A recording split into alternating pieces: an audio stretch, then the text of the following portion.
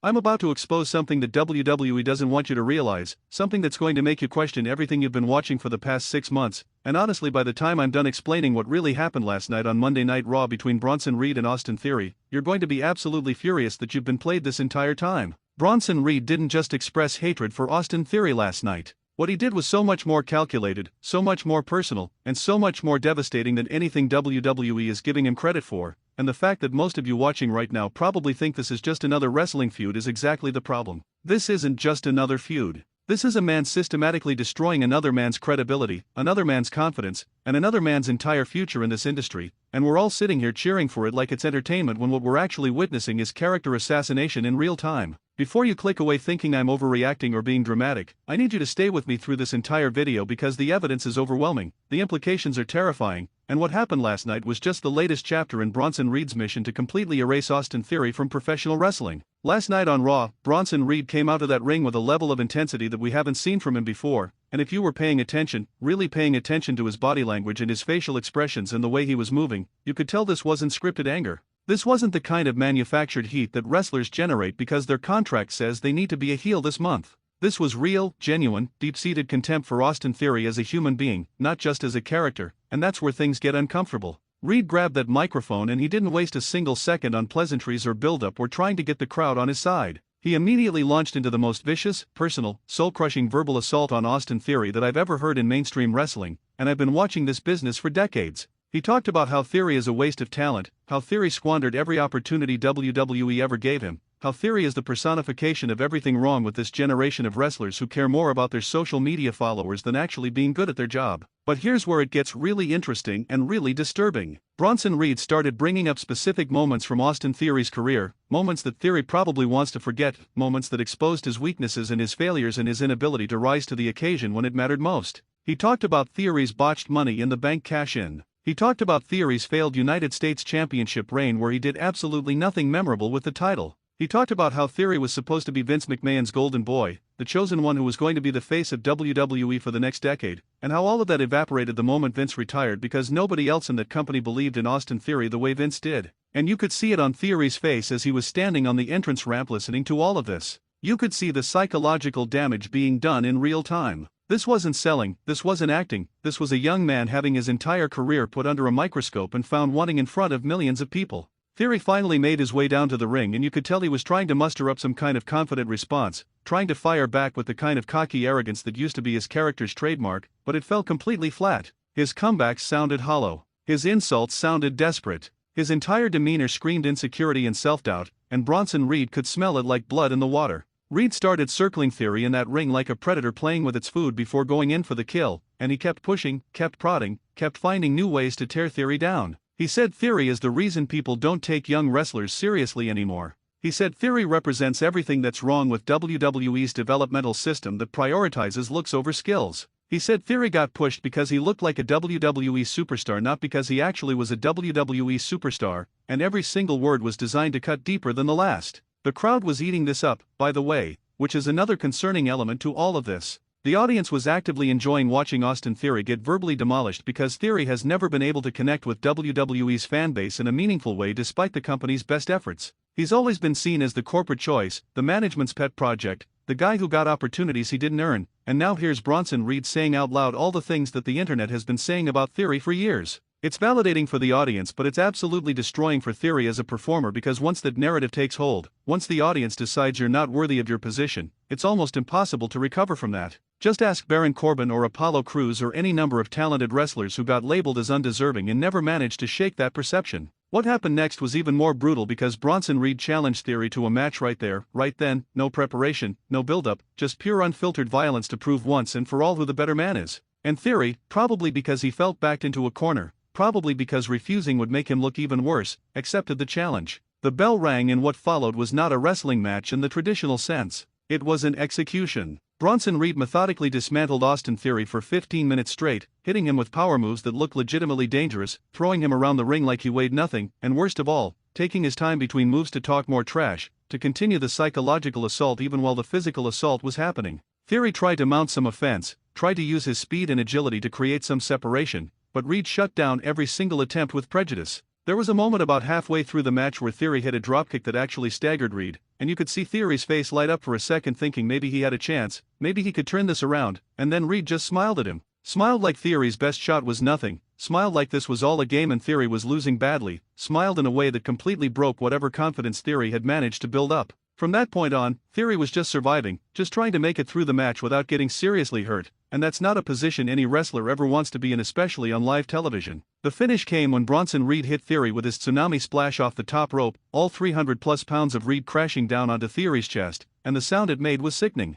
Theory kicked out at 2 somehow, more out of instinct than actual wherewithal, and Reed looked genuinely annoyed that Theory wouldn't just stay down and accept his fate. So Reed picked Theory up, hit him with another massive powerbomb, climbed to the top rope again, and hit a second tsunami splash, and this time Theory didn't kick out. This time Theory just lay there in a broken heap while Reed stood over him with his arms raised, victorious, dominant, and clearly satisfied with the destruction he had just caused. But Reed wasn't done, and this is the part that really crosses the line from competitive hatred into something darker. After the match was over, after the referee had raised Reed's hand, after it was clear that Reed had proven his point and established his dominance, he went back to Theory's motionless body and started stomping on him. Not wrestling stomps, not the kind of post-match beatdown that's designed to build heat for a rematch. These were legitimate, full-force stomps that looked like Reed was trying to put Theory in the hospital. Officials rushed the ring to pull Reed off, and he fought them. He actively resisted the people trying to protect Theory, and when they finally managed to get him out of the ring, Reed grabbed a microphone one more time and said something that I think reveals his true intentions.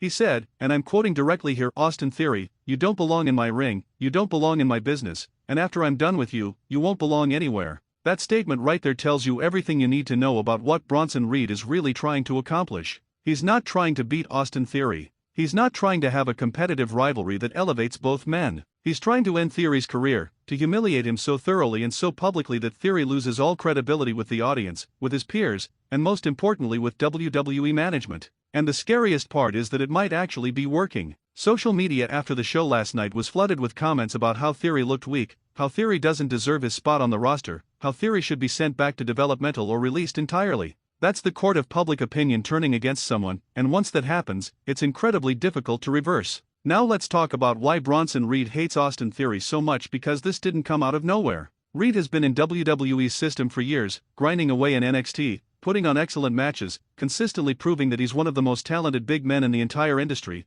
and yet he never got the opportunities that someone like Austin Theory got handed on a silver platter. Reed had to fight for everything. He had to overcome being released during the pandemic cuts. He had to rebuild his career on the independent scene and in New Japan. He had to prove himself all over again just to get another chance with WWE, and even after coming back, he's been treated like just another guy on the roster while Theory was being positioned as a future main eventer despite having accomplished nothing to warrant that position. From Reed's perspective, and honestly from an objective perspective, this is completely unjust. Theory got pushed because he fit WWE's preferred aesthetic, because he had the look of a star even if he didn't have the substance to back it up. Reed got overlooked because he doesn't fit that mold, because he's heavy, because he doesn't have the traditional physique that WWE historically has valued, never mind that he's more athletic than most guys half his size, never mind that he can have a great match with literally anyone, never mind that he has more charisma and presence than Theory could ever hope to develop. So when Reed looks at Austin Theory, he doesn't just see a rival or an opponent. He sees everything that's wrong with how WWE operates, how WWE values the wrong things,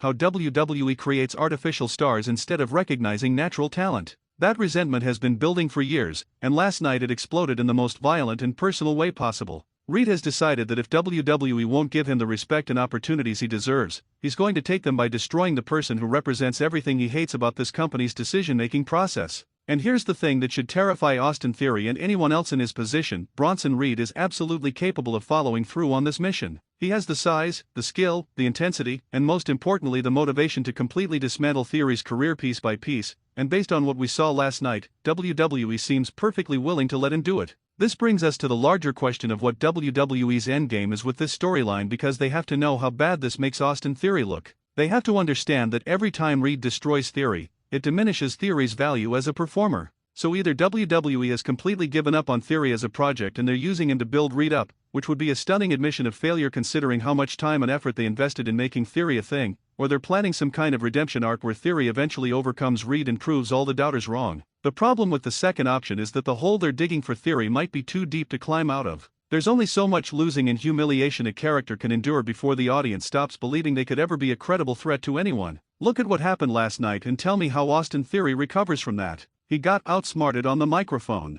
He got physically dominated in the ring. He got beaten down after the match was already over. He got verbally eviscerated again after he was already defeated. At what point does that character stop being someone worth investing in and start being someone who exists solely to make other people look good? Theory is dangerously close to that line if he hasn't already crossed it, and the fact that Bronson Reed seems determined to keep pushing him further and further past that point suggests that this storyline isn't about building both men up, it's about elevating Reed at Theory's expense. Some of you might be thinking that this is all just wrestling, that these storylines don't matter in the grand scheme of things, that Theory can recover because wrestling is scripted and they can just book him to win whenever they want. But that's not how wrestling actually works in practice. Once the audience decides you're a loser, once that perception takes hold, it colors everything else you do. Every win feels unearned. Every push feels forced. Every attempt to present you as credible gets met with skepticism and resistance from the fanbase. Austin Theory has been fighting that battle since he first got called up to the main roster, and what Bronson Reed is doing to him now is making that battle exponentially harder.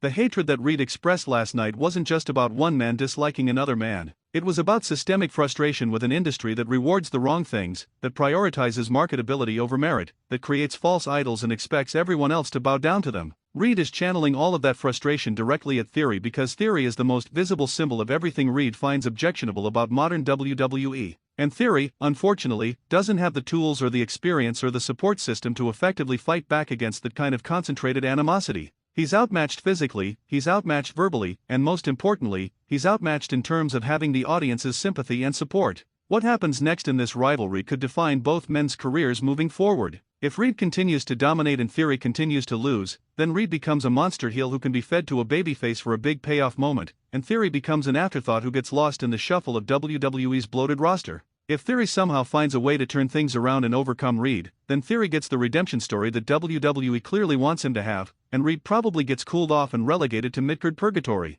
Neither outcome is particularly satisfying because neither outcome addresses the fundamental issues that created this situation in the first place, which is WWE's inability to build stars organically and their tendency to create these lopsided dynamics where someone has to lose big for someone else to win big. The smart move here, and WWE rarely makes the smart move but we can hope, would be to let this rivalry continue for months with both men getting significant wins and losses that tell a compelling story about two different philosophies of what it means to be a professional wrestler. Reed represents old-school toughness and earning your spot through undeniable ability. Theory represents new-school marketing and social media savvy and being what the company wants you to be. Both approaches have value. Both approaches have drawbacks. A properly booked rivalry would explore the tension and give both men opportunities to showcase their strengths while acknowledging their weaknesses. But based on what we saw last night, that's not the direction this is going. This is going in the direction of Bronson Reed utterly destroying Austin Theory until there's nothing left to destroy. And you know what the saddest part of all this is? Austin Theory is actually talented.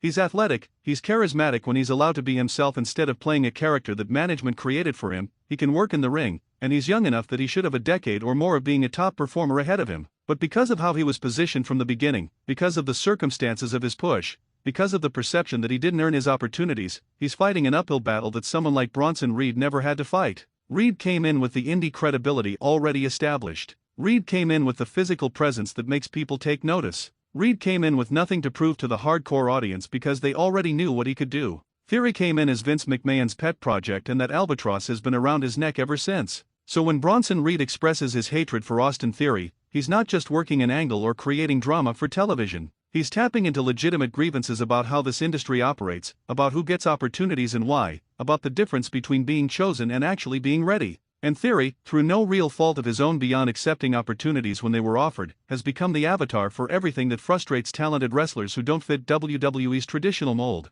That's a heavy burden for anyone to carry, much less someone who's still in their mid-20s trying to figure out who they are as a performer. Last night on Raw, we didn't just see one wrestler cut a promo on another wrestler. We saw years of resentment and frustration boil over into a personal vendetta that might have permanent consequences for Austin Theory's career. We saw Bronson Reed draw a line in the sand and declare that he's not going to politely wait his turn anymore, that he's going to take what he believes he deserves by destroying anyone who represents the old system that held him back. And we saw Austin Theory, who probably thought he was going to have a standard wrestling feud with a big guy, realize too late that he's in something much more dangerous and much more real than he bargained for. The question now is whether Austin Theory has the fortitude, the skill, and the support to survive what Bronson Reed is going to put him through, or whether we're watching the slow-motion career death of a young wrestler who got pushed too hard too fast and is now paying the price. I don't have the answer to that question, but I know that what we witnessed last night was just the beginning. Reed made it very clear that he's not satisfied with one win or one beatdown. He wants complete and total victory, which in wrestling terms means making Theory irrelevant, making Theory forgettable, making Theory wish he'd chosen a different career path entirely.